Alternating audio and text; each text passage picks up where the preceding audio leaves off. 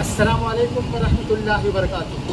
آج بہت ہی اچھی خوشخبری ملی ہے۔ آپ جانتے ہیں کہ کانگریس لیڈر راہل گاندھی کے ساتھ کیا ہوا۔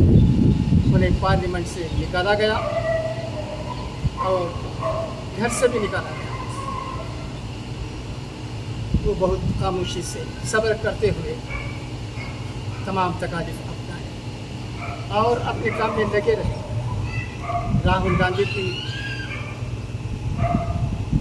باتیں اور وہ جس طرح لوگوں کے درمیان کام کرنا چاہتے ہیں اور کرتے آئے ہیں، یہ سب قابل داد ہے۔ ہم انہیں داد دیے بغیر نہیں کر سکتے۔ آج جمعے کو سپریم کورٹ کا ایک بہت بڑا فیصلہ آ گیا ہے۔ سپریم کورٹ نے کہا ہے کہ ان کے کیس کو اسٹے دیا گیا ہے اور وہ اب ممبر آف پارلیمنٹ ہیں۔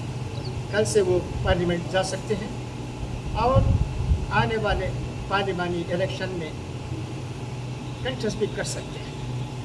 اس سے بڑھ کر کانگریس کے لیے اور راہل گاندھی کے لیے اور خاص کر تمام لوگوں کے لیے جو جمہوریت پسند ہے، خوشی کی بات اور کیا ہو سکتی ہے۔ صبر کا پھل ہمیشہ میٹھا ہوتا ہے۔ راہل گاندھی اس طرح پیش آئے جب ان پر مصیبتیں ٹوٹ پڑی، تب بھی یہ ہم دیکھ چکے ہیں اور ان کو ہم یاد دیتے ہیں اور ان کی تعریف کرتے ہیں۔ خدا کرے کہ اسی طرح وہ کامیابیاں حاصل کرتے رہیں تاکہ جمہوریت کو تقویت پہنچے۔ یہی ہماری آرزو ہے، دعا۔